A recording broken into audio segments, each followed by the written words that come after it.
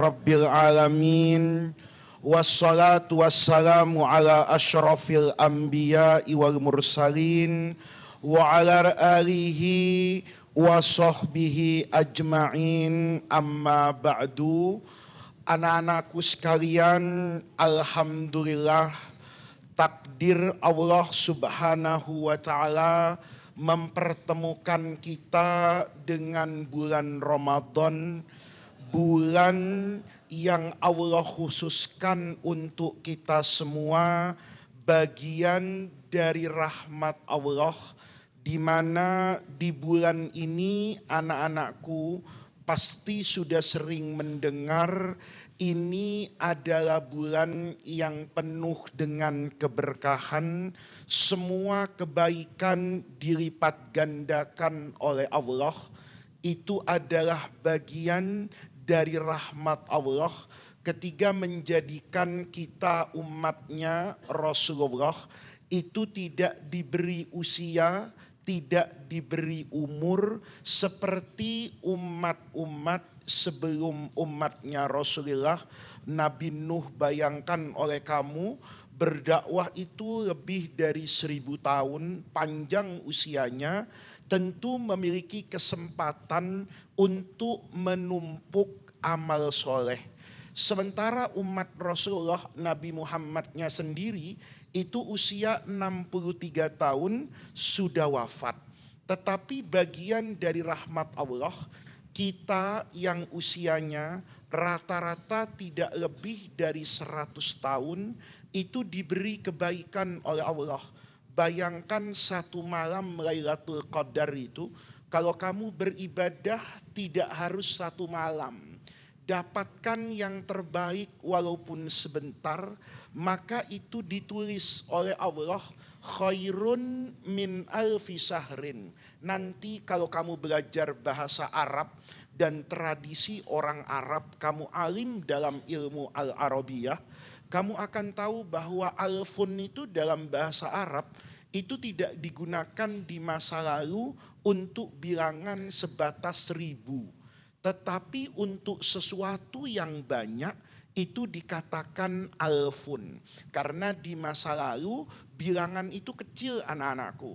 Saya dulu di SD itu sama Pak Kiai dikasih uang jajan 200 rupiah itu bisa beli bubur ayam. Kamu sekarang 200 rupiah dapat apa? Ya dapat belas kasihan orang, ya kan? Coba kamu uang jajannya 200 rupiah, terus beli takjilan, kamu dapat apa? Ya dapat pemandangan aja, ya kan? Tidak mungkin kamu beli apa-apa. Dulu uang itu bilangannya angka 1000 rupiah, itu besar sekali. Jangan tanya angka 10.000 rupiah. Sekarang kamu uang 10.000 itu untuk mie ayam saja mungkin nggak dapat. Untuk nasi goreng masih ribut dulu sama tukang nasi gorengnya. Untuk dapat nasi goreng harganya 10.000. Dulu saya masih kecil, 10.000 itu bisa makan beramai-ramai di warung gitu loh. Nah makanya bilangan dulu itu kecil. Orang Arab tuh ketika menulis alfun itu mungkin kalau dengan logika sekarang itu sudah berlipat-lipat, mungkin jutaan. Intinya apa? Malam itu adalah malam yang istimewa, maka dikatakan khairun min alfi syahrin. Maka bulan ini adalah bulan yang penuh dengan keberkahan. Seandainya di setiap Ramadan itu manusia dapat yang namanya Lailatul Qadar, jangankan dapat 10 kali, dapat sekali saja seolah-olah surga itu sudah apa itu? Sudah ada di dalam genggaman tangannya. Karena 1000 tahun itu minimal, itu kalau dikonversi 1000 bulan, itu kalau dikonversi jadi tahun, itu lebih dari 80 tahun. Bayangin, siapa orang anak-anakku yang bisa berbuat baik 80 tahun itu enggak bisa. Kamu contohnya, satu hari saja dipakai mandi berapa menit, dipakai tidur berapa jam, dipakai bicara, bercanda, ngelamun. Kalau itu kamu hitung dalam satu hari, kamu nanti akan mendapatkan seandainya 24 jam, sepertiganya saja, 8 jam itu sepertiganya, itu kamu pakai makan, kamu pakai mandi, kamu pakai tidur, kamu pakai bercanda. Kalau ada orang usianya 60 tahun, itu sejatinya tidak 60 tahun dia. Hanya 40 tahun, 20 tahunnya dipakai tidur, dipakai mandi, dipakai makan. Bayangin, seandainya dapat satu malam, itu khairun min alfi syahrin. Maka bulan yang penuh dengan kebaikan, ini saya niat betul sama kamu, ingin ngaji yang kita bertabarruk. Ini yang saya bagi sama kamu nih anak-anakku, ini adalah kopi dari sarahnya Sahih Bukhari yang paling hebat, yang dikarang oleh orang yang diberi julukan Amirul Mukminin fil hadis. Tidak ada orang yang dikatakan lebih alim dalam ilmu hadis, lebih mengerti dari Sahih Al-Bukhari, melebihi Imam Ibnu Hajar Al-Asqalani. Ini sama dengan yang kitabnya kamu baca di kelas, kitab hadis Bulughul Maram. Ini ada 13 jilid tebal anak-anakku, namanya Fathul Bari. Sengaja saya copy sama anak-anakku, nanti juga saya akan mengcopy beberapa kitab karya ulama dulu. Kita niatnya itu mengambil keberkahan dari tulisan yang ditulis oleh ulama, itu bukan sekedar dengan tinta anak-anakku. Kita ini menulis dengan tinta, kita menulis dengan ballpoint, kita menulis dengan kertas. Tapi ulama dulu itu menulis dengan munajat kepada Allah, dengan doa, dengan tirakat, dengan mujahadah. Kamu bayangin ya, Imam Ibnu Hajar Al-Asqalani itu, ini kan nulis ribuan halaman terkait dengan Sahih Bukhari. Itu ditulis anak-anakku dengan menggunakan alat tulis yang sederhana, dengan menggunakan kehidupan yang mungkin sudah lewat anak-anakku ratusan tahun yang lalu. Nanti kamu jadi mahasiswa, nanti mudah-mudahan kamu kuliah, nanti kamu nulis skripsi saja. Itu dunia udah kayak mau runtuh kamu. Ya, sibuknya luar biasa, ke perpustakaan, nenteng laptop, ya kan, baca, kacamatanya sampai diangkat, ya kan, matanya melotot, wah luar biasa. Kopi susu ya ekstra jos kadang-kadang, ya kan, vitamin, udah kayak mau bertarung lawan siapa kamu itu, ya. Tak itu anak-anakku, untuk sekedar skripsi S1 50 lembar, 100 lembar, itu rasanya kayak gitu. Kamu disuruh nulis insa saja, mikirnya waktu ujian tuh lama. Padahal cuma nulis al-hayawan, al-kirtu, apa tulisnya monyet. Ya kan? Kamu sudah bayangkan aja ini hayawanun, ya kan? Hidungnya jelek misalnya, ya kan? Bulunya kayak begitu, suka dijadikan apa bulian manusia, makannya kacang, kan gampang betul. Ya, tapi untuk menulis itu, kamu butuh apa itu? Waktu, butuh nyontek, ngelirik, sholawatan, ya kan? Padahal yang ditulis itu kadang-kadang nggak sampai 1 lembar apa itu, halaman. Maka anak-anakku, kalau kamu ngelihat seperti ini, kamu nanti tahu harganya beliau. Kamu tahu harganya ilmu yang ditulis anak-anakku. Itu dengan air mata. Yang ketiga menulis ini, kalau tidak karena karomah dari Allah, itu tidak mungkin. Saya sering ditanya sama orang, siapa wali Allah yang hakiki itu? Wali Allah yang hakiki itu ya ini. Karomah, yang betul-betul karomah, yaitu kitab yang kamu baca setiap hari itu karomah. Kalau kamu ngelihat saya misalnya bisa terbang, itu karomahnya karomah muakkad. Karomah yang dibatasi oleh ruang dan waktu. Ruangnya di mana? Ya kamu ngelihat saya terbang begitu aja.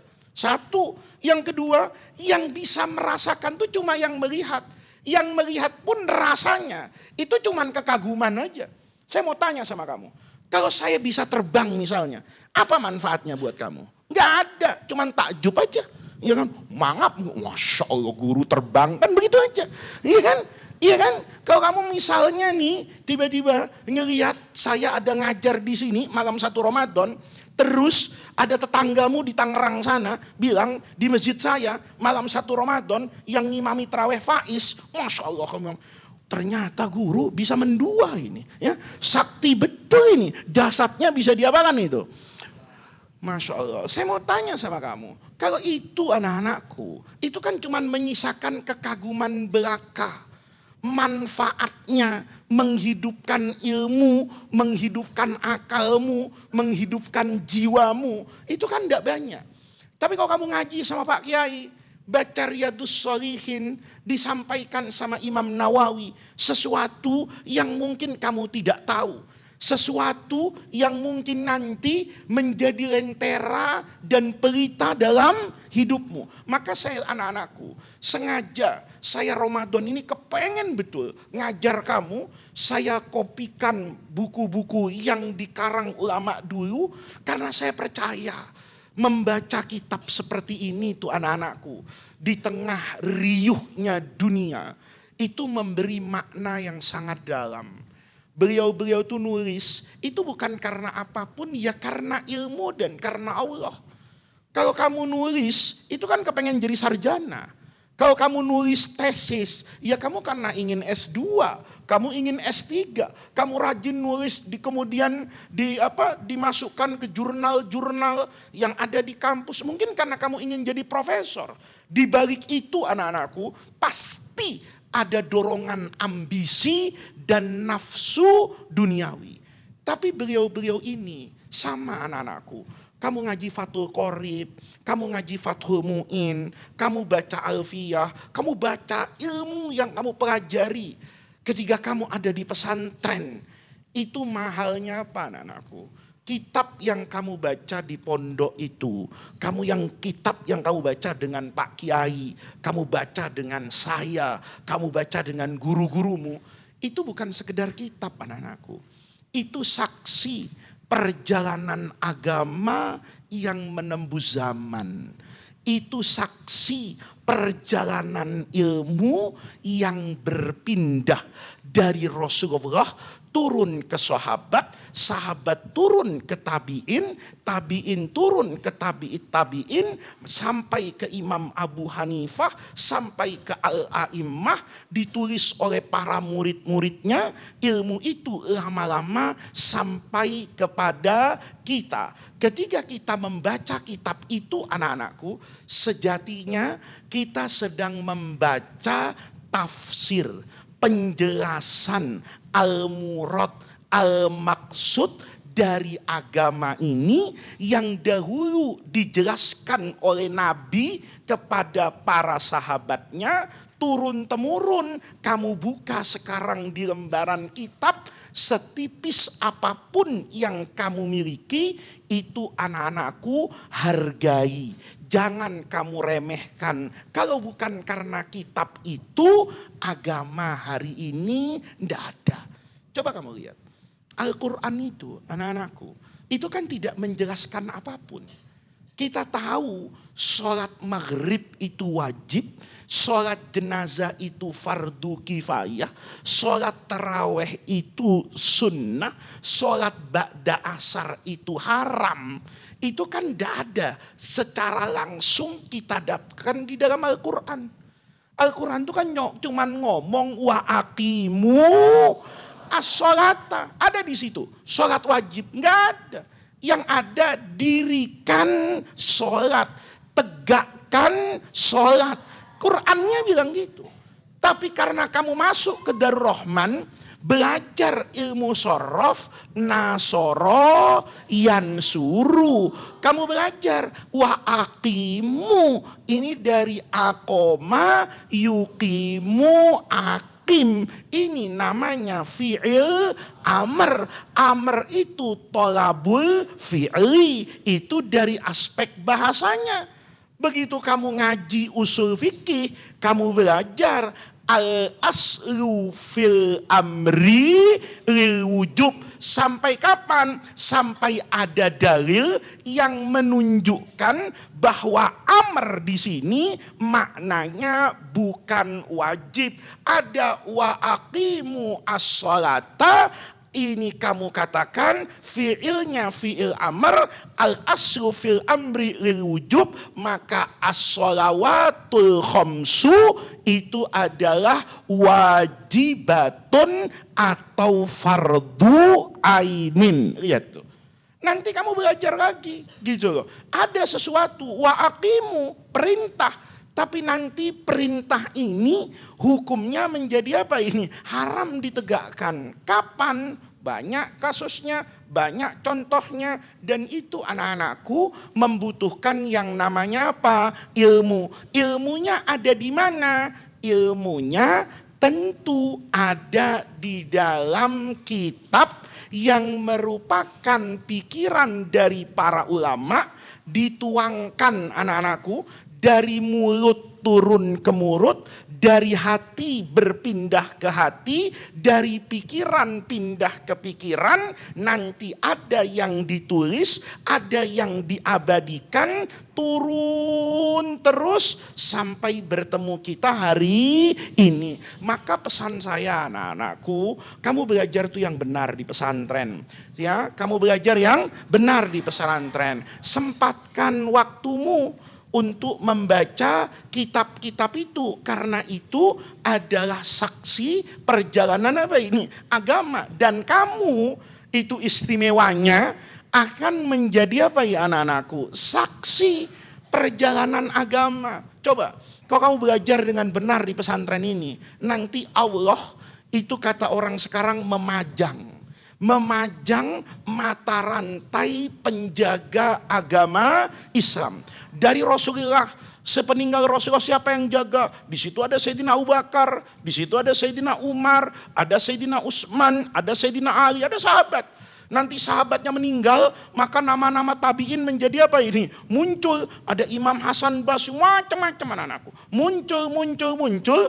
Nanti di era sekarang, namamu menjadi apa ini? Muncul. Ketika nanti dibentangkan oleh Allah, siapa mereka yang sejatinya berjihad agar agama ini tegak sampai akhir zaman, maka di antara mata rantai yang menjaga alhaakumut takatsur, yang menjaga misalnya innamal a'malu binniyat, yang menjaga al aslu fil amri lil wujub, yang menjaga kaidah nahwu sharaf balaghah yang kamu pelajari untuk memahami Quran dan hadis, itu ada namamu di situ. Kan kita tidak tahu agama ini akan sampai kapan? Di hari kiamat tuh tahun berapa? Sekarang tahun 2026. Misalnya kiamat tahun 5000. Maka dari tahun 1 sampai tahun 5000 nanti ya, ini begitu masuk hijriahnya ke sekarang, maka kamu nanti menjadi bagian dari apa itu? Nama orang-orang itu loh. Oh, dari Nabi sampai hari kiamat ada namamu di tengah. Kira-kira apa ada kebanggaan, apa ada kedamaian, apa ada ketenangan yang bisa kamu dapatkan nanti di padang mahsyar, kecuali namamu bersambung dengan nama para ulama, bersambung dengan Rasulullah. Bayangin anak-anak, orang lain bisa bersambung dengan Rasulullah karena sholatnya. Nabi sholat subuh, ya, sahabat sholat subuh, maka tabiin sholat subuh, maka ketiga barisan sholat subuh nih, siapa yang menjaga sholat subuh sampai hari kiamat sehingga orang tuh masih tahu kalau subuh itu 2 rakaat? Banyak orang di sini yang semua sholat subuh itu menjadi mata rantai penjaga apa ini? Sholat. Nanti dibariskan sama Allah. Siapa yang puasa Ramadan? Yang setiap malam nawaitu sauma ghadin, menjaga betul puasanya, dibariskan orang itu. Dari Rasulullah yang berpuasa, dari Sayyidina Abu Bakar yang berpuasa, terus maka kamu ini loh termasuk yang menjaga mata rantai ibadah namanya puasa. Tapi kamu nanti akan plus Begitu Rasulullah mengatakan, saya menyampaikan Al-Quran, maka yang hafal Quran itu baris. Nanti Nabi menjelaskan, saya menjelaskan Al-Quran.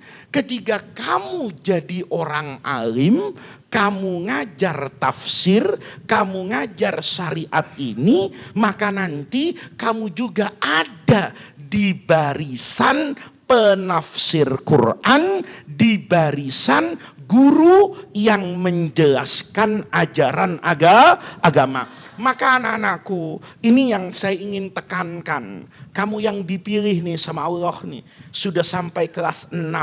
Kamu syukuri, kamu sekarang kelas 6, kamu kemudian sebentar lagi tamat, kamu kemudian sebentar lagi punya cita-cita, saya mau ini, mau itu. Itu jangan lupa anak-anakku. Cita-cita yang paling mulia itu adalah menjadi mata rantai, pembawa, penyambung, lentera, penyambung berita yang disampaikan dulu oleh Rasulullah. Kamu kan sering diceritakan kan, al ilmu nurun. Kamu tuh kayak bawa cahaya anak-anakku. Yang mau mematikan lilin itu banyak. Ada angin duniawi misalnya, ada tipisnya oksigen. Kamu belajar kan, api itu hanya akan menyala kalau udaranya mengandung apa itu? Oksigen. Mungkin oksigen sekarang tipis. Mungkin ilmu agama itu terasa semakin apa ini? Tipis di tengah serbuan teknologi yang merubah cara pandang orang dan metode belajar yang tergantikan oleh teknologi. Tiba-tiba kamu malam ini masih baca tulisannya Imam Ibnu Hajar Al-Asqalani. Kan ruhnya itu bersaksi kepada Allah. Ya Allah, Fathul Bari yang saya dulu karang dengan air mata, dengan perjuangan, dengan jeritan hati, ternyata masih dibaca oleh anak Darul Rahman di kelas 6 itu. Kayak apa kamu dapat barokah kebaikan dari para ulama. Maka malam hari ini anak-anakku, ini sebagai mukaddimah, ini saya sampaikan, jangan lupa biasa menghargai ilmu. Ini cuma kertas. Tapi jangan kemudian kamu sia-siakan.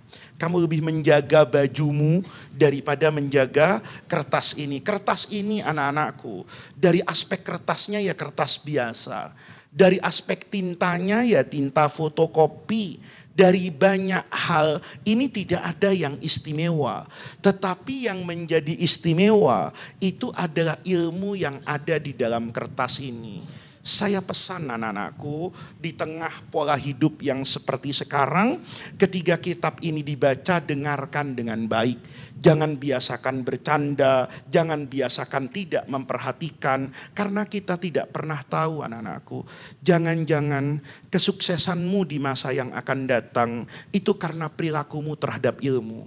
Dan jangan-jangan hilangnya ilmu dan barokah dari hidupmu, itu karena jalan hidupmu yang tidak menghargai apa ini? Ilmu. Kan kata Pak Kiai sering bilang gitu, hargai orang lain, jangan minta dihargai. Orang yang biasa menghargai orang, itu nanti dihargai sama orang. Orang yang biasa menghargai ilmu, nanti anak-anakku, itu dihargai oleh ilmu. Saya ini bukan orang yang pintar, saya ini bukan orang yang istimewa. Tapi di antara nasihat guru saya, yang saya pakai sampai hari ini itu anak-anakku, itu adalah menghormati ilmu. Ilmu itu saya hormati, baik secara fisik, apalagi secara rohani. Kamu bacakan Fatihah kepada guru-gurumu, kepada ulama. Nanti kita tidak tahu, mungkin anak-anakku, nilaimu di Darul Rahman itu rosib, mungkin. Mungkin nilaimu itu 5, 4, mungkin. Gak ada yang gak mungkin. Tapi masa depan itu seringkali tidak ditentukan oleh 4 dan 10. Masa depan dan kebahagiaan itu seringkali tidak dituliskan berdasarkan mumtaz dan jaijidan, tetapi lebih berdasarkan dengan suasana kebatinanmu di jalan yang ingin kamu capai. Jadi kalau kamu ingin menjadi orang yang pintar, belajar menghargai guru, belajar menghargai orang alim, belajar menghargai ilmu, belajar menghargai sarana dan prasarana ilmu. Kalau kamu bisa seperti itu, saya hari ini anak-anakku itu bertemu dengan banyak orang yang orang itu bisa melakukan sesuatu yang seandainya itu saya harus melakukan dan mencapai itu mungkin butuh puluhan tahun. Saya untuk dikatakan orang hebat itu harus belajar luar biasa, harus membaca begitu banyak bacaan. Tapi saya bertemu dengan orang yang bahkan ketika ngajar itu sekedar membaca anak-anakku. Tidak banyak keterangan yang disampaikan, ngajarnya itu datar. Muridnya juga ada yang tidur, ada yang pulas. Tapi orang seperti ini kadang-kadang anak-anakku di tengah-tengah masyarakat itu digandrungi oleh santrinya. Ada ribuan orang yang mau ngaji sama beliau. Ada begitu banyak keistimewaan yang Allah berikan. Saya kadang-kadang bertanya, apa yang menyebabkan orang itu tetap datang kepada orang ini padahal dalam banyak hal tidak terlihat keistimewaan lahiriah dari ilmunya. Ada orang yang retorikanya lebih bagus, ada orang yang wawasannya lebih luas, ada orang yang penjelasannya itu jauh berlipat-lipat lebih menarik dari orang itu. Tetapi keberkahan dan kemanfaatan itu tidak ditentukan dengan aspek lahiriah. Ada guru yang ilmunya luar biasa, retorikanya luar biasa, penjelasannya luar biasa, tapi tidak bisa melahirkan murid yang bermanfaat di tengah-tengah masyarakat. Ada orang yang dengan kesederhanaannya anak-anakku, itu dari tangannya lahir begitu banyak orang yang bisa menjadi lentera di negeri ini. Di pelosok desa, di ujung pulau, kadang-kadang sekolahnya, kadang-kadang masjidnya, itu bukan di ujung aspal, di ujung tanah anak-anakku. Jauh dari yang namanya kemewahan. Bahkan mata kamu yang biasa hidup di Jakarta, melihat gedung dan sarananya, itu kamu katakan jauh dari memadai.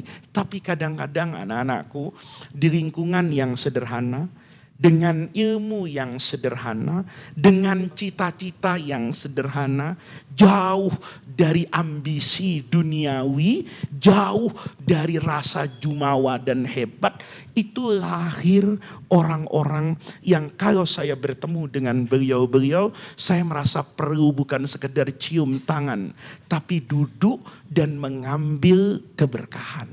Maka pelajaran yang mungkin kamu tidak dapatkan di Darul Rahman, tapi saya lihat dalam kehidupan saya, itu saya sampaikan kepada anak-anakku, supaya kamu lebih berhati-hati dalam hidup ini, supaya kamu dari awal itu tidak pernah meminta apapun kepada Allah, tapi kamu meminta, ya Allah, pantaskan saya untuk mendapatkan ilmu. Jangan-jangan ilmu itu tidak datang kepadamu, itu bukan karena otakmu yang tidak cerdas, bukan karena gurumu yang tidak hebat, bukan karena sekolahmu yang tidak hebat, bukan karena kurikulumnya yang tidak hebat, tapi kamu secara rohani tidak pantas untuk menjadi tempatnya ilmu.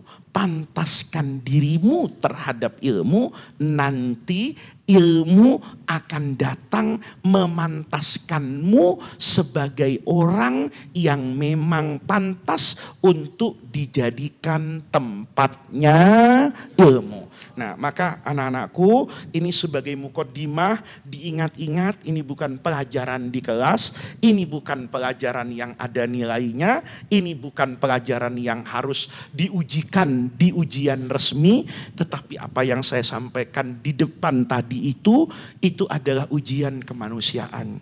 Itu adalah ujian yang rapotnya itu tidak pernah terlihat secara jelas, yang prestasinya itu tidak pernah pernah dituliskan berapa standarnya, tetapi nanti bisa kamu rasakan dalam kedamaian akal dan ketenangan jiwa. Maka kita baca, nanti dipotong-potong, ini saya ingin menerangkan sholat at-tarawih ya. Kita baca hadisnya dulu. Bismillahirrahmanirrahim. Kitabu sholatit tarawihi. Kitabu sholatit tarawihi. Kada fi riwayatil mustamiri wahdahu. Wasaqata huwa wal basmalatu min riwayati ghairihi. Lihat anak-anakku. Ini kelihatannya sederhana. Tapi ini pekerjaan besar. Yang mungkin saya merasa tidak mungkin untuk melakukan hal ini. Di fotokopian kamu ini, dituliskan di halaman ini ada Bismillahirrahmanirrahim. Kemudian ada tulisan Kitabu Sholati At-Tarawihi. Kada, kamu lihat tuh, kada. Demikian tulisan tema judul Kitabu Sholati Tarawih fi riwayatil mustamiri. Ini dalam riwayat ulama yang disebut al-mustamiri wahdahu, seorang diri. Jadi Ibnu Hajar itu anak-anakku, ketika membaca kitab Sahih Bukhari, itu tidak seperti kamu tadi sore baca Riyadhus Shalihin depan Pak Kiai. Kalau kamu baca Riyadhus Shalihin depan Pak Kiai, itu Riyadhus Shalihinnya cuma satu yang kamu pegang. Cuma satu yang Pak Kiai baca. Kalau dulu sebelum ada percetakan seperti ini, maka kitab Sahih Bukhari versi tulisannya tuh banyak-banyak gitu loh. Tergantung apanya ini, siapa yang menyalin. Dulu anak-anakku, tinta dan kertas itu mahal. Maka Al-Mustamil ini meriwayatkan, saya dapat apa ya istilahnya, Sahih Bukhari cetakannya, tulisannya itu ada tema Kitabu Sholati At-Tarawih.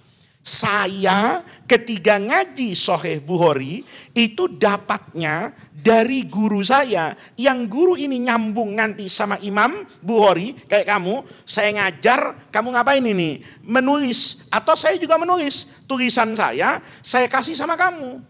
Kayak saya kadang-kadang kan ngasih tulisan tuh sama kamu. Tapi kan kalau sekarang saya tulis sudah saya bagikan kamu dalam bentuk apa ini? Fotokopi. Kalau dulu enggak, saya nulis, maka kamu ngapain itu? Menyalin. Menyalin itu katakan misalnya beberapa orang. Siapa namamu? Lukman, kamu? Faza, kamu? Faiz, Faza, Lukman. Kamu namanya Faiz? Oh, Masya Allah. Ayahmu alumni Darul Rahman? Enggak, oke. Kalau alumni Darul Rahman mungkin tahu namanya Faiz. Kamu siapa namamu? Faiz? Oh, pas itu. Ya, Faiz itu menangan, Reval itu suka nyari teman berantem itu, ya kan? Nah, itu. Kamu suka berantem enggak? Enggak, oh ya udah. Berantemnya berantem ilmu, ya. Berantemnya berantem i'rab, ya, berantemnya berantem bina. Ya, nanti kamu kalau berantem itu ini fa'ala yaf'ulu apa fa'ala yaf'ilu apa fa'ala yaf'alu, berantem kamu itu ya. Tapi jangan pakai otot, pakai otak ya. Nah, ini Faiz, Faza sama Lukman. Ini saya bilang, nih loh kitab saya, nanti misalnya kamu orang mana? Orang Bekasi. Saya guru mau pulang ke Bekasi, saya kepengen dapat kitabnya guru, nanti saya mau ngajar di sana. Oh iya boleh, saya kasih kitab saya nih. Maka dia nyalin. Ketika nyalin di kepalanya orang-orang ini, itu beda-beda. Yang Lukman ini misalnya orang kaya. Loh, kertas itu anak-anakku sekarang murah. Dulu kertas itu mahal. Sekarang kamu coba lihat. Saya fotokopian kamu kan begini. Dulu fotokopi itu bolak-balik. Supaya apa itu? Murah. Dulu kertas itu kalau disobek, ibu tuh nangis. Ya lo nak, nggak kasihan nama ibu, susah belinya, mahal. Kenapa? Karena kertas itu dulu mahal. Sekarang aja jadi bungkus nasi uduk, ya kan? Lah iya, dulu bungkus nasi uduk itu pakai apa itu namanya? Daun. Karena daun pisang itu ditebas, besok ada tumbuh lagi. Sekarang aja belagu, ya kan? Pakai apa itu? Kertas. Kadang kertas bagus, HVS yang 80 gram itu bungkus gorengan. Masya Allah kata saya, ini dulu zaman saya. Ini cuman fotokopi orang kaya. Oh iya, kertas itu kan ada yang tebal, ada yang tipis. Harganya beda. Itu mahal. Maka dulu anak-anakku, kan tulisan tuh nggak semua di kertas. Ada yang mungkin di kulit binatang, macam-macam. Maka Luqman ini karena kaya, itu semuanya disalin.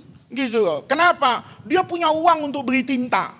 Misalnya, dia punya uang untuk beli alat apa ini? Tulis. Atau rumahnya enak, nulisnya enak. Maka dia nulisnya itu sempurna, lambat-lambat. Semuanya ditulis. Maka nanti orang Bekasi yang ngambil kitab saya dari riwayatnya Luqman itu ada temanya. Kitabu Sholati At-Tarawih. Yang ini dua ini minal fuqara wal masakin gitu, wal mustata'afin gitu loh. Untuk beli kertas dia perlu puasa Senin Kemis, ya. Jadi Senin dia puasa biar nggak makan, uang yang dipakai untuk makan dipakai untuk apa itu?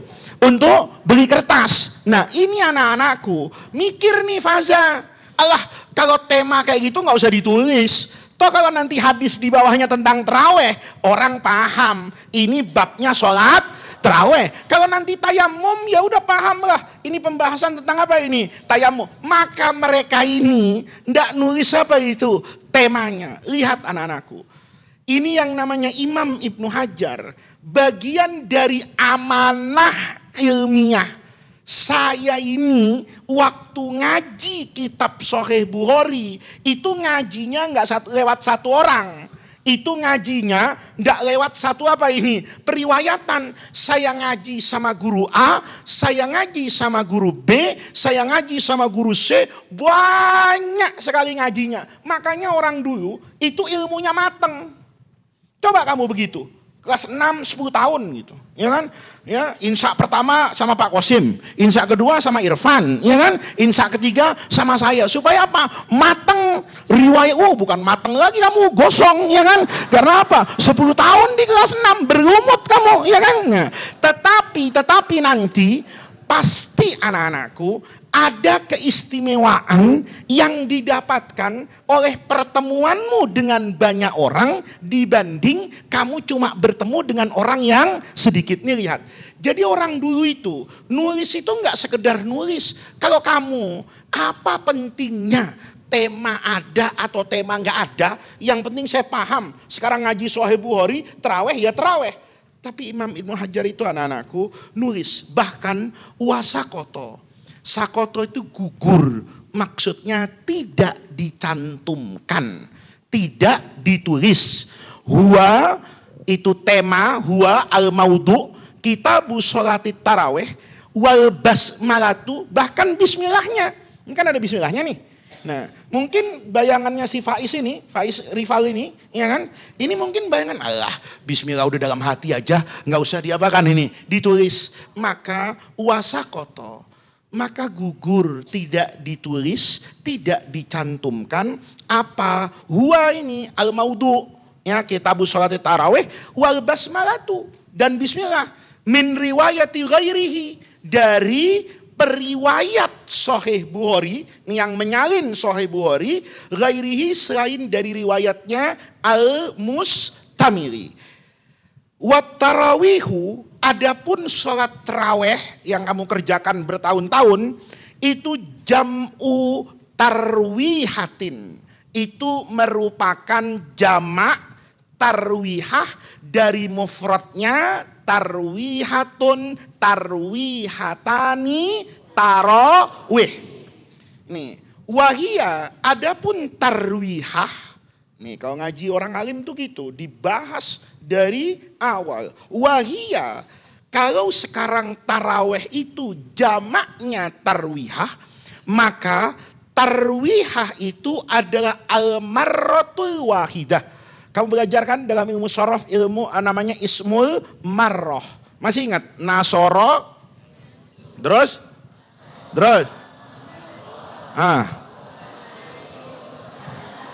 Unsur, la tansur. Nah, nanti anak-anakku di antara tasrif itu ada yang perubahan min misalin wahid dari nasoro jadi yansuru nasron dan sebagainya, ada yang berbentuk namanya al-marroh untuk menunjukkan satuan minarrohati dari kata-kata arrohah. Ini ismul marroh. Arrohatu katas limatin seperti satu salam minas salam daripada assalam. Sumiat itu berarti binaknya tadi. Sumiat dinamakan apa as-sholatu sholat fil jamaati sholat berjamaah fi layali ramadana pada malam-malam bulan Ramadan at-tarawiha ini dibaca mansub. Jadi maf'ulnya sumiat. Sumiat as-sholatu itu bisa dikasih ba bit tarawih atau langsung dimansubkan sumiatis sholatu fil jamaati fi layali ramadana, dinamakan sholat itu at-tarawiha dengan sholat tarawih li'annahum ay li'annan nas atau li'annal jamaah, karena orang yang sholat berjamaah taraweh awalu majtama'u alaiha, ketiga dahulu, awal itu dahulu bukan pertama, ketiga dahulu majtama'u mereka berkumpul alaiha ay alat taraweh untuk sholat taraweh kanu yastarihuna mereka suka ngapain itu? Istirahat baina kulli tasli mataini, ya, itu diantara dua salam istirahat. Kenapa? Karena dulu sholatnya panjang. Rasulullah itu dulu, kau bisa bayangin itu sholatnya kadang-kadang satu rakaat itu Al-Baqarah. Kadang-kadang Al-Baqarah itu dibagi sampai misalnya 8 rakaat. Maka karena panjangnya bacaan, orang itu butuh istirahat. Kamu nggak usah. Ya. Terus besok Bilalnya istirahat dulu. Kenapa? Wah, nggak ngaji Fathul Bari ini, ya kan? Semalam saya ngaji sama guru, ya kan? Katanya dinamakan taraweh karena setiap 2 salam berarti 4 rakaat mereka istirahat. Ya wajar. Membacanya Al-Baqarah. Kalau Al-Hakumut Takasur nanti aja, ya kan? Setelah selesai baru istirahat. Kalau istirahat, lamaan istirahatnya daripada sholatnya. Nah itu dulu karena mereka selalu beristirahat ya setiap 2 salam ya. Sampai sini titik dulu. Yang lainnya nanti kamu baca kalau kamu sudah alim sendiri di rumah. Babu fadli man qoma Ramadana. Hadis yang pertama itu hadis 2008. Ini kamu lihat, ini sanadnya Imam Bukhari. Nanti kalau kamu istiqomah ngaji ke saya akan jelaskan sama kamu. Saya dulu ngaji Sahih Bukhari itu dari siapa? Dari guru saya ke gurunya, sampai ketemu kepada Imam Bukhari. Nanti ketemu Imam Bukhari, kamu baca sanad ini, maka seolah-olah ketika kamu baca hadis itu, kamu baca, kamu dengar, kamu lihat secara langsung dari Rasulullah. Makanya kamu tuh cium tangan sama orang tuh hati-hati. Dulu saya tuh diajarin betul sama Pak Kiai. Pak Kiai itu dari kecil, itu minta saya dulu dari kecil, saya tuh nakal dulu kecil, ya suka berdebat sama Pak Kiai. Jadi kalau Pak Kiai itu nyuruh apapun, itu harus masuk di logika saya. Jadi saya dari dulu suka berantem juga, maka kamu saya bilang berantem pakai ilmu, ya kan? Tapi Pak Kiai masih ada. Pak Kiai itu kalau ngomong apapun, saya dari kecil, itu secara tradisi, itu suka nggak gampang nerima nasihat. Ini logik apa enggak, dalilnya itu kuat, enak apa tidak di kepala saya. Sesuai dengan tingkatan saya dulu gitu. Tapi ada satu yang Pak Kiai itu bilang sama saya, ini harus taati, enggak boleh ada diskusi. Ya. Di sini tidak menerima perbedaan pandangan. Ini Fathul Mu'in bukan Bidayatul Mujtahid. Ya. Kalau Bidayatul Mujtahid kan banyak apanya itu mazhabnya. Saya dari kecil gitu. Kata Pak Kiai, pokoknya kamu kalau ketemu orang itu ya cium tangannya. Bahkan kata Pak Kiai, kalau mau orang tuh meludahi kamu, telan ludahnya. Itu buat saya sulit. Buat saya sulit banget. Saya dulu waktu kecil kalau digitukan sama Pak Kiai, ada Kiai besar, saya mau sampai diludahin, saya ngambek sama Pak Kiai itu. Ya, saya bilang ini harganya mahal bi. Ya, apa kata ayah saya? Sepatu Adidas. Gitu. Jadi saya kalau ada Kiai datang itu seneng. Ini rezeki saya kata saya. Nanti saya kecil itu dipanggil sama Pak Kiai.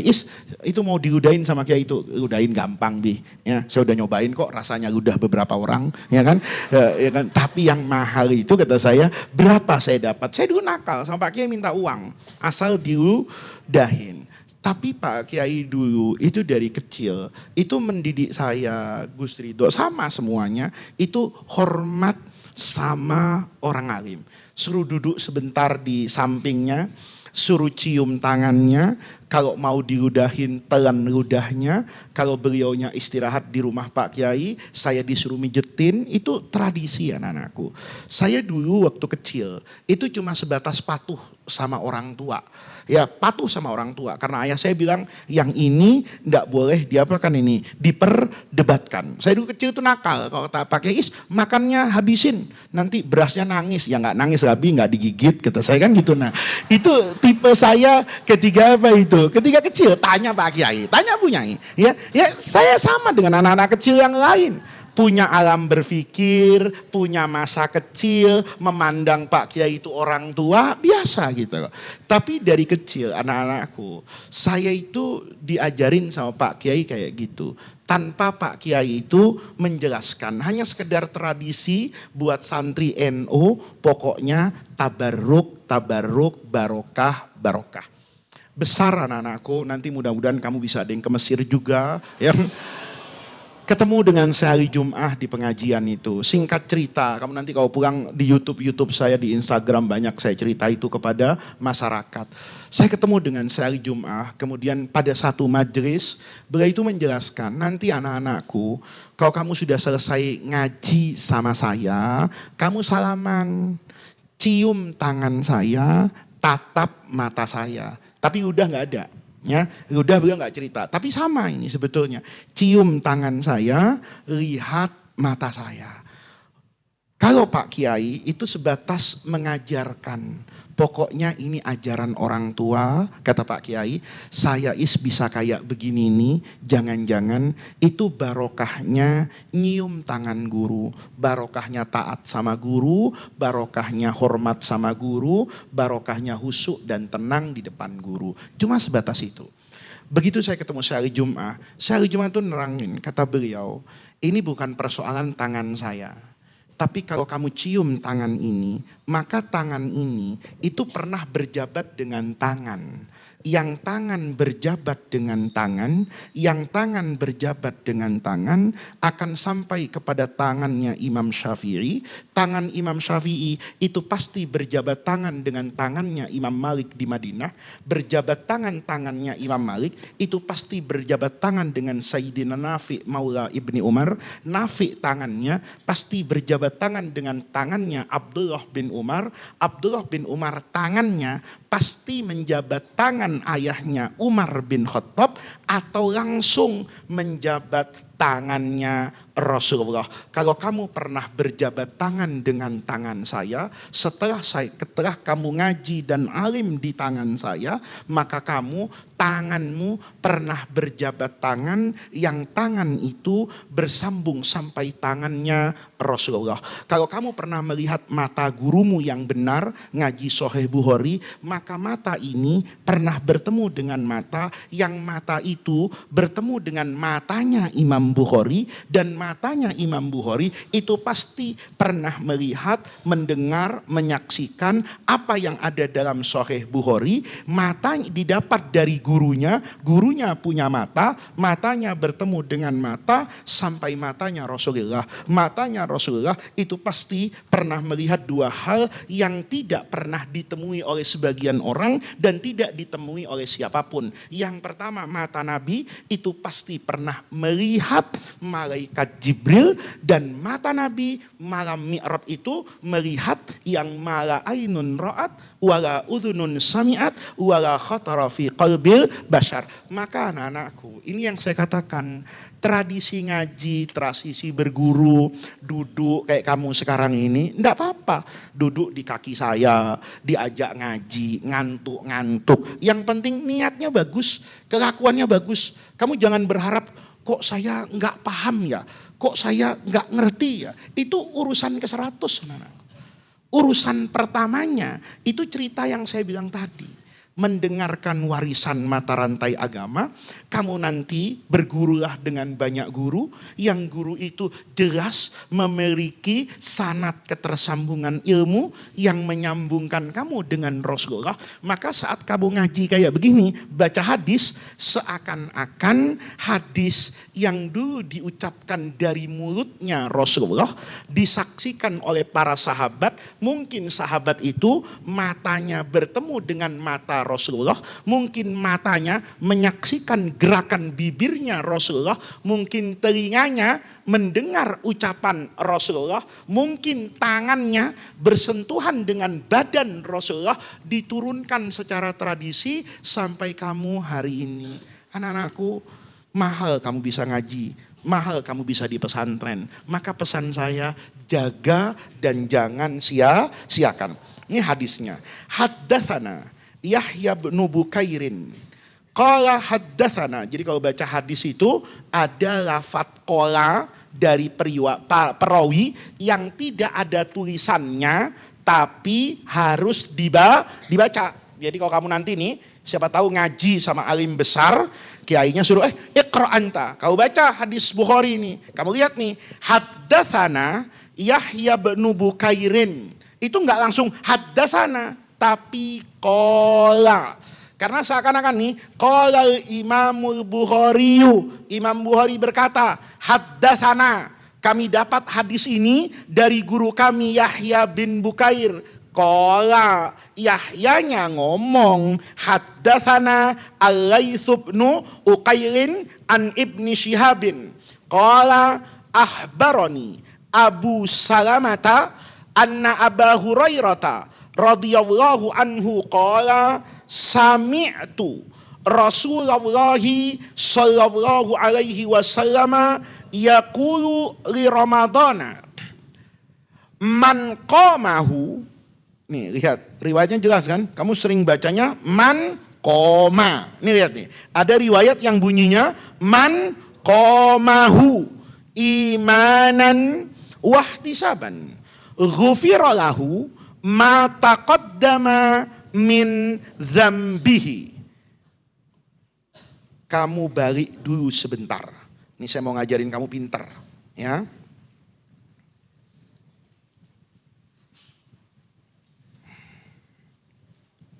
Oke. Ini hadis, besok ingetin ya, baru sampai 2008 ya. Nih kamu pindah ke bawah, halaman 318, satu halaman balik. Paling bawah ada paragraf qauluhu, ada?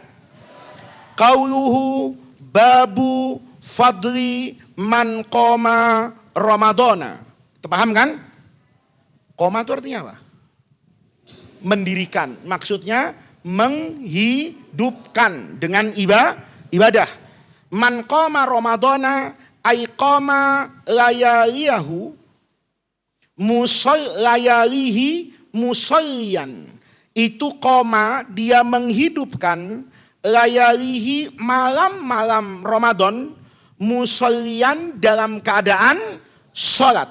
Wal muradu, dan adapun yang dimaksud min qiyamil laili, dari menghidupkan malam, itu ma satu ibadah, ma itu sesuatu, tapi maksudnya ibadah. Ma itu satu ibadah, yahsulu yang yahsul mewujudkan, bihi dengan ma tadi ibadah tertentu, mutlaqul qiyam, makna menghidupkan secara mutlak. Kama qaddamnahu, sebagaimana sudah kami jelaskan, fit tahajjudi, pada pembahasan tentang sholat tahajud. Di tahajud tuh Imam Ibnu Hajar menjelaskan mutlaqul qiyam itu bisa dilakukan dengan sholat berapapun bilangan rokaatnya. Wa dzakaron Nawawi, dan telah menyebutkan siapa An-Nawawi, ini yang ngarang kitab Riyadhus Shalihin, annal murada, bahwa yang dimaksudkan biqiyami Ramadan, dengan qiyam Ramadan itu sholatut tarawih. Kalau kata Imam Nawawi, yang namanya qiyamu Ramadan itu adalah melaksanakan sholat tarawih.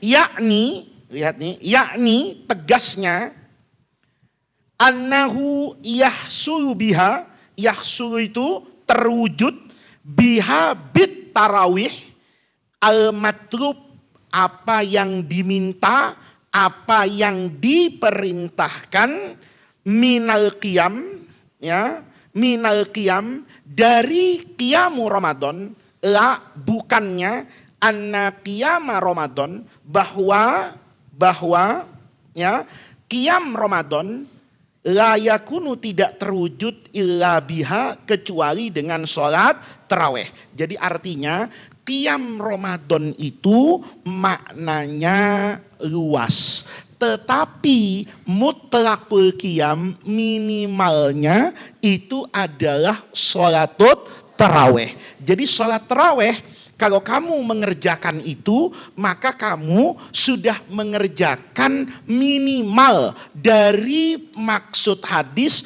man qoma ramadhana imanan wahtisaban. Tapi kalau kata Imam Nawawi, tidak berarti qiyam Ramadan sebatas sholat tarawih. Tapi sekurang-kurangnya orang dikatakan qiyamu Ramadan itu kalau melaksanakan sholat at-tarawih. Ini pendapatnya Imam Nawawi, ya kan? Kemudian itu sampai situ aja, yang mutlak-mutlak saja. Terus kamu lihat di bawahnya, nih. Qauluhu yaqulu li Ramadan. Tuh paragraf ketiga di halaman 319-nya.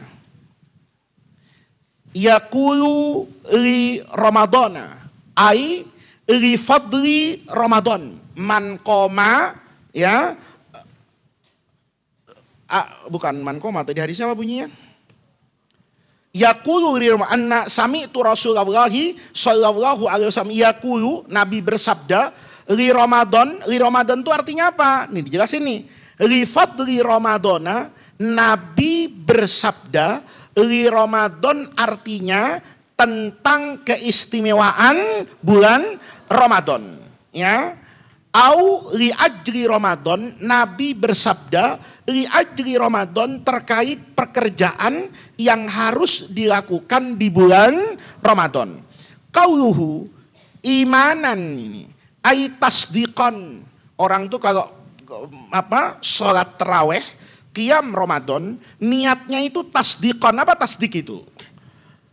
Meyakini biwa'dillahi, akan janji Allah, bisawab, dengan akan memberikan apa ini? Pahala. Jadi ketika kamu itu ngantuk-ngantuk, capek-capek, ya, misalnya, kemudian qiyam Ramadan, niatnya karena saya percaya ya Allah, capeknya saya di dunia ini tidak ada artinya dengan kebahagiaan yang Allah janjikan di dalam apa ini? Surga. Maka imanan itu artinya keyakinan saya yang membuat saya melakukan qiyam Ramadan.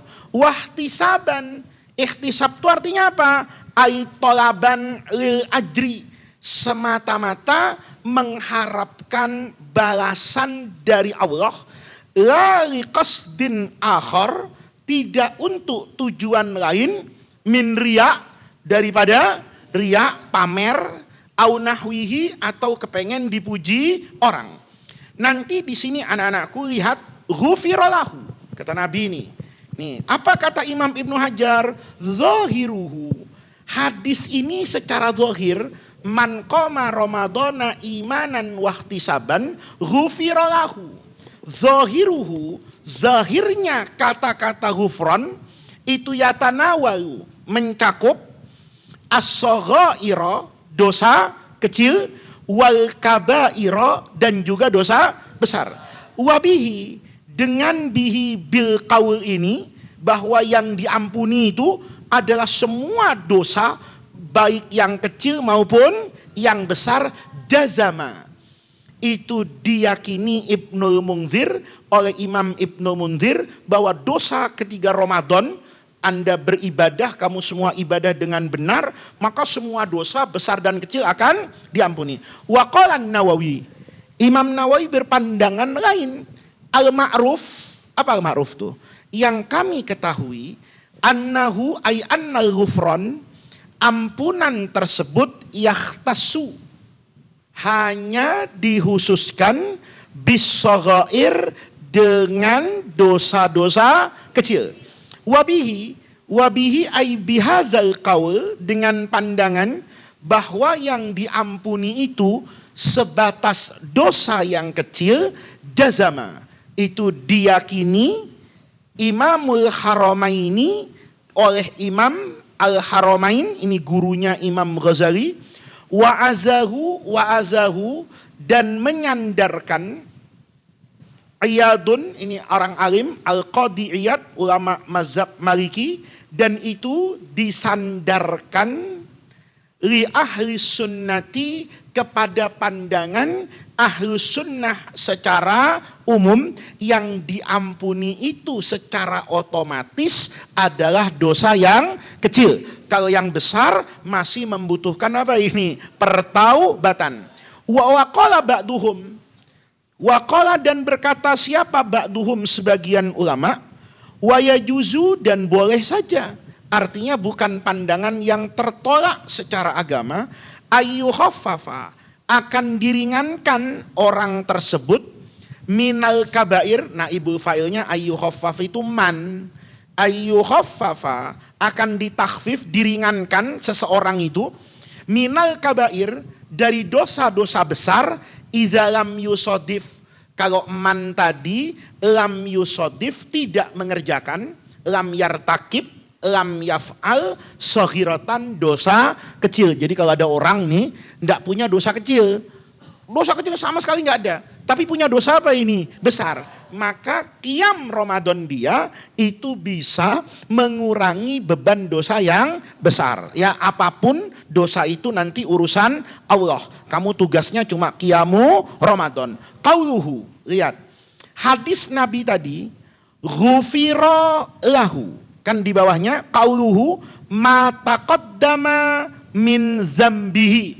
Ma itu apa-apa, taqaddama yang sudah berlalu, min zambihi daripada dosanya. Ini menarik, kamu baca kata-katanya Imam Ibnu Hajar. Zada Qutaibatu, sementara Imam Qutaibah bin Sa'id ini menambahkan, ini salah seorang perawi hadis, an Sufyan, dari Imam Sufyan, indan Nasai, tapi diriwayatkan oleh Imam Nasai. Jadi kalau di dalam Sahih Bukhari, kata Ibnu Hajar, itu yang diampuni ma taqaddama min zambihi. Tapi di riwayatnya Imam An-Nasai, wa ma ta'akhkhara, dan dosa yang akan datang. Nah, ini kamu lihat beberapa baris itu hanya dari aspek periwayatannya. Ini berapa baris ya? 1, 2, 3, 4, 5, 6, 7, 8. Nah ini 8 baris dari qauluhu ma taqaddama. Dapat? Waqad waroda. Dapat? Tuh agak di belakang tuh. Sudah? Waqad waroda fi ghufrani ma taqaddama wa ma ta'akhkhara minadz dzunubi iddatu ahadisa jama'tuha fi kitabin mufradin wa qad istashkalat. Nanti saya terangkan, kita harokati dulu karena agak panjang nih. Wa qad istashkalat hadhihi ziyadatu min haitsu innal maghfirata tastad'i sabqa syai'in yughfaru. Kasih koma. Wal mutaakhiru minadz dzunubi lam ya'ti fakaifa yughfaru. Koma. Wal jawabu an dzalika, ya'ti fi qawlihi sallallahu alaihi wasallam hikayatan anillahi azza wa jalla annahu qala fi ahli badrin i'malu ma syi'tum faqad ghafartu lakum wa mahsalul jawabi annahu qila innahu kinayatun an hifdzihim minal kabairi fala taqa'u minhum kabiratun ba'da dzalika wa qila inna ma'nahu anna dzunubahum taqa'u maghfuratan wa bihadza ajaba jama'atun minhum al-Mawardi. Makanya kamu lihat tuh orang dulu tuh namanya nama ulama Mawardi karena dulu sering ngaji. Sekarang karena jarang ngaji nama orang tuh aneh-aneh ya, enggak lagi disebut dengan nama-nama ulama. Al-Mawardi fil kalami ala hadisi siyami arafata wa annahu yukaffiru sanataini sanatan madiyatan wa sanatan atiyatan. Lihat anak-anakku, waqad warada nih fi ghufrani ma taqaddama, waqad warada dan telah waroda datang ya, datang atau disebutkan fi ghufran terkait dengan ampunan ma dosa-dosa taqaddama wa ma ta'akhkhara dan dosa yang akan datang minaz dzunub. Itu yang waroda iddatu ahadis. Ada banyak hadis yang memang meriwayatkan itu yang diampuni bukan cuman dosa yang taqaddama tapi juga dosa yang ta'akhkhara. Jama'tuha, saya kumpulkan kata Imam Ibnu Hajar fi kitabin mufradin, pada satu apa ini? Kitab yang tersendiri. Wa qad istaskalat, dan istaskalat menganggap ini sebagai problem. Ini sebagai masalah, problem, muskilah. Hadhihi siyadah wa qad istaskalat, dan dianggap problem, masalah. Apa hadhihi siyadah? Tambahan wa ma ta'akhkhara ini min haitsu dari logika nih. Dari logika, bagaimana mungkin Allah itu kayak kamu Ramadan sekarang nih, kamu mengerjakan amalan yang baik, maka dosa sebelum Ramadan ini dihapus sama Allah.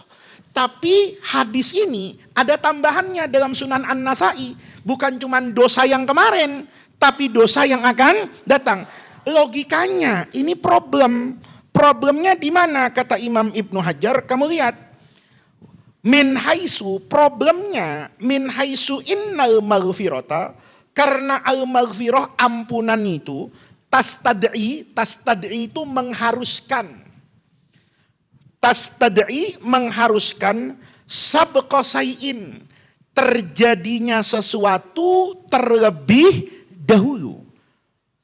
Tastad'i itu mengharuskan sabqa syai'in, terjadinya sesuatu itu terlebih dahulu.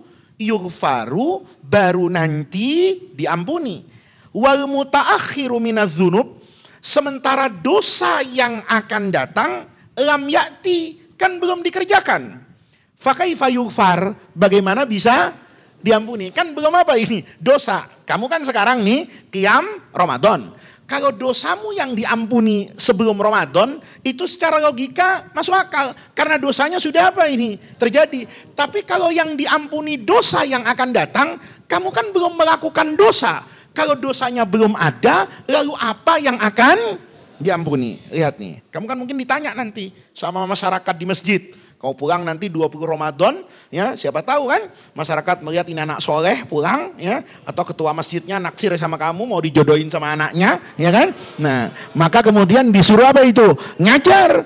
Kamu nyampaikan, ya ma taqaddama wa ma ta'akhkhara. Mungkin ada orang nanya, Pak, kalau dosa yang kemarin iya, tapi dosa yang akan datang gimana? Kan belum dilakukan. Bagaimana kemudian ada ampunan? Lihat di sini. Wal jawabu Wal jawabu, dan adapun jawaban, anzalika, dari persoalan itu, anzalika, dari pertanyaan itu, yakti, jawabannya itu datang, dijelaskan, fi qaulihi sallallahu alaihi wasallam, pada hadis Nabi, hikayatan. Hadis Nabi hikayah itu apa? Yang menceritakan anillah, menceritakan tentang Allah, annahu qala, bahwa Allah itu berfirman, fi ahli badrin, terkait dengan orang-orang yang ikut perang Badar. Ini keistimewaannya orang yang ikut perang Badar. Apa keistimewaannya anak-anakku?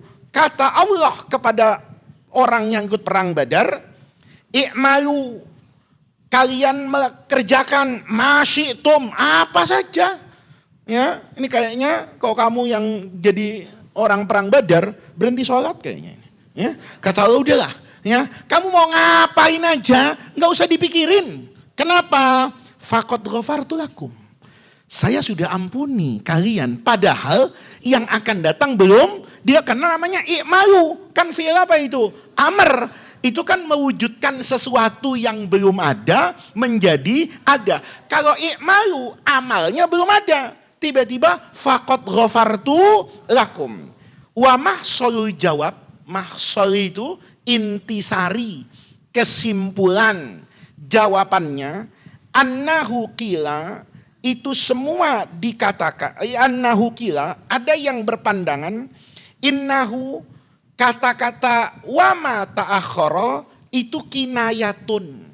Kinayah itu metafora, kayak majas, ya. Bukan itu yang dimaksud. Kayak kamu lihat ra'aitu asadan yaktubu alal mimbar. Itu kan sebagai kinayah, ya, dari orang yang berani. Itu adalah kinayah, kata ganti, ya, an hifdzihim, dari dijaganya mereka, minal kabairi, dari dosa besar, falataqau, maka tidak akan pernah terjadi, minhum min ahli badrin, kabirotun, mereka mengerjakan dosa besar, ba'da zalika. Ini istimewa nih anak-anakku, ya. Jadi kalau kamu qiyam Ramadan, maknanya dosa wama ta'akhara itu kamu dijaga oleh Allah untuk tidak terjerumus kepada dosa yang besar. Dosa yang kecilnya sudah diampuni oleh Allah. Sementara ke depan, kalau kamu benar di bulan Ramadan ini, insya Allah tidak ada keinginan, tidak ada kamu diberi kesempatan, ditakdirkan untuk melakukan dosa yang besar. Wakila, ini pendapat yang pertama. Jadi pendapat yang pertama, al-hifdzu minal kabair. Wakila, ini kata Imam Ibnu Hajar, wakila dan ada yang berpandangan, inna maknahu, bahwa makna hadis yang ada ziyadah wa ma ta'akhara tadi, anna dzunubahum, bahwa dosa-dosa mereka itu taqau. Kalaupun nanti di masa yang akan datang terjadi, itu sudah maghfuratan, dalam keadaan diampuni. Masya Allah. Ini kalau saya, wah udah ini, ya, asal tanya aja. Untungnya amal Ramadan kita tuh nggak ada ijazahnya. Coba kamu tamat Ramadan nanti malam takbiran, Jibril turun, kamu mumtaz, jajidan, makbul, ya kan? Yang mumtaz ini mungkin macam-macam habis lebarannya. Kenapa? Semua dosa nanti kalaupun takounya maghfuratan. Itu istimewanya Ramadan. Wa bihadza, dan dengan ini yang maknahu anna dzunubahum taqau maghfuratan, artinya dosa apapun diampuni di masa yang akan datang. Betul dosanya belum dikerjakan, tapi seandainya dikerjakan dapat jaminan ampunan.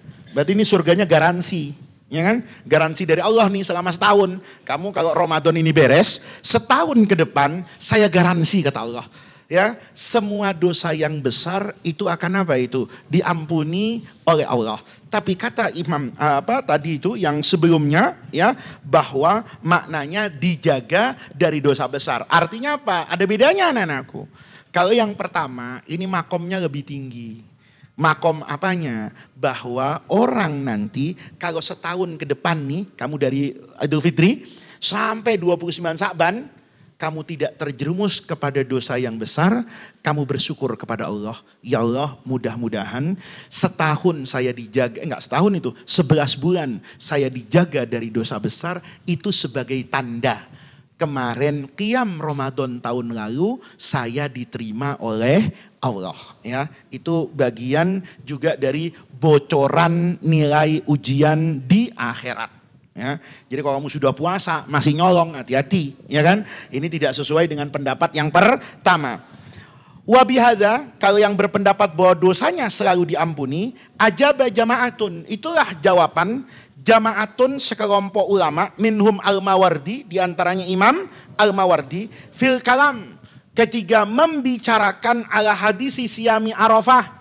Kamu kan puasa apa itu kemarin? Arafah. Dan nanti sebentar lagi mau puasa Arafah. Itu kan dikatakan siyami Arafah, annahu annasiyam Arafah yukaffiru, menghapus dosa sanata ini 2 tahun. Sanatan madiyah yang sudah lalu, wasanatan atiyah yang akan datang. Nah ini anak-anakku, kalau sudah begini, kamu ngerasa dapat ilmu kan? Ya, coba kamu nanti yang saya sampaikan ini kamu bawa. Pesan saya anak-anakku, kalau punya uang, ya punya uang enggak? Dari kecil belajar al ilmu asmanu minaz zahabi. Kalau uangmu banyak, beli kitabnya. Kamu nanti kapan-kapan robah dunia ceramah. Kamu ceramahnya bawa apa? Bawa kitab. Ya, kalau kitabnya mahal, punya handphone, kau bawa handphone. Cuman rada belagu, ya kan? Sekalian biasanya yang bawa handphone tuh kalau handphonenya bagus, ya. Kalau handphonenya nggak bagus dia bawa kitab, ya kan? Tapi kalau handphonenya bagus, mau pamer dia kan? Oh ini handphone saya, handphone mahal, dia buka begini. Tapi sama aja, itu innamal a'malu binniyat. Jadi kalau kamu nanti pulang, kamu coba bikin tradisi, ya. Kalau kamu masih diundangnya cuma di musola, di masjid kultum, biasakan anak-anakku, kamu bawa iqdat. Kamu bawa Riyadhus Shalihin. Kamu punya Riyadhus Shalihin kan? Ya pulang sama bapaknya minta uang. Beli sarahnya. Namanya Dalilul Falihin. Itu harganya mungkin 300 ribuan kali sekarang atau 400 ribu. Kamu niat, begitu kamu beli, kamu peluk. Dalilul Falihin, saya niat mau mengabdikan diri saya untuk hadisnya Rasulullah melalui Dalilul Falihin. Nanti anak-anakku, ketika kamu ceramah di musola, kamu biasakan bawa apa ini? Kitab. Hadisnya kayak gitu, tapi kamu baca dulu, ya. Yang mau kamu terangkan mufrodatnya yang kayak begini itu, kayak saya tadi itu kan, nggak dibaca semuanya, tapi dibaca yang penting-penting. Nanti setelah terbaca kitabnya, mufrodatnya, maknanya dari kalam ulama yang dulu, kamu kayak muhadoroh tinggal ngapain tuh? Istimbat. Maka para jamaah sekalian, udah kitabnya diapain tuh? Nggak dilihat, ditutup. Kamu katakan, maka hadis yang diriwayatkan oleh Imam Bukhari tadi, ya, itu menunjukkan keistimewaan bulan Ramadan. Dia akan menghapuskan semua dosa kecil sebelumnya, bahkan ada ulama yang berpendapat bahwa itu termasuk dosa yang besar. Bahkan, kamu ada bahkan lagi, dalam riwayat Imam An-Nasai itu ada ziyadah. Ziyadahnya adalah bukan yang ma taqaddama, tapi juga dengan ma ta'akhkhara. Artinya apa? Kamu katakan, dan ini bukan sesuatu yang aneh, karena kita pernah puasa Arafah, itu dijanjikan oleh Rasulullah menghapus 2 tahun dosa tahun sebelumnya dan tahun yang akan datang. Itu maknanya kata sebagian ulama seperti janji Allah kepada mereka yang ikut perang Badar. Kalau kamu biasakan begitu anak-anakku, nanti orang ngelihat kamu itu ngelihat ilmu, ngelihat kamu itu ngelihat sosok yang memang dekat dengan ilmu. Ceramah itu boleh anak-anakku, ceramah itu harus lucu. Itu kalau lagi ceramah itu niatkan kayak garam di masakan. Masakan itu sebanyak apapun bumbunya, dia pasti butuh, tapi garamnya kira-kira gitu. Kalau sayur asemnya cuma 1 mangkok, garamnya itu seujung sendok. Ini sayur asem satu mangkok, garamnya semangkok, gitu. Iya kan? Nah, iya. Jadi itu, ya tentu rasanya jadi apa itu? Asin. Ceramah dari awal sampai akhir cuman wahi, tidak ada ilmunya, sorofnya nggak kesebut, balaghahnya nggak kesebut, nggak begitu cara menyampaikan ilmu. Aksesoris juga perlu. Ya, mungkin tentang kekinian apapun, tapi kayak masakan soto ayam itu, ya. Yang penting kan ayamnya. Sekarang tuh banyak orang jualan soto ayam, isinya kol. Ya, banyak sekali kolnya itu. Kan ayam dengan kol tuh beda-beda tipis. Apalagi yang matanya katarak, udah nggak bisa bedakan tuh mana suiran ayam, mana kol. Saya pernah makan itu, yang jualan orang Madura lagi, ya kan? Saya makan, begitu saya makan, saya panggil orangnya, Mas sini Mas. Saya tadi pesen soto ayam Mas. Iya Pak, ini soto ayam. Ini soto kol kata saya. Kenapa? Ayamnya kalah banyak sama kol. Dia bilang, enggak Pak, kol itu untuk memberikan aroma dan rasa. Iya kata saya, aroma dan rasa kol itu benar. Kayak sambal pete itu. Kan kayak apa itu ketupat itu, kamu nanti lebaran itu. Saya kan dikasih pete kan. Tapi kan banyakan kacangnya sama petenya. Kalau sayur ketupat itu isinya pete semua, itu bukan sayur kacang, sayur pete. Nah, bercanda itu boleh. Ngelucu itu harus. Tapi kayak garam. Jadi kalau kamu bilang gitu, nanti anak-anakku, pelan-pelan kamu memperbaiki bangsa ini. Setiap orang datang ke mushola, bertemu dengan guru, memang yang didapatkan itu adalah ilmu. Ya, besok pagi kamu ngaji tarekat tasrik sama saya. Jadi setiap Kamis, Jumat, Sabtu, kamu sehari ngaji sama saya. Ya, mulainya jam 8. Ya. Berhentinya semau saya, kan gitu kan, mau duhur kek, mau jam 2 siang kek, pokoknya kamu cuma saya kasih tahu mulainya. Jadi besok udah mulai nih, Sabtu juga nggak di kelas di sini, ya.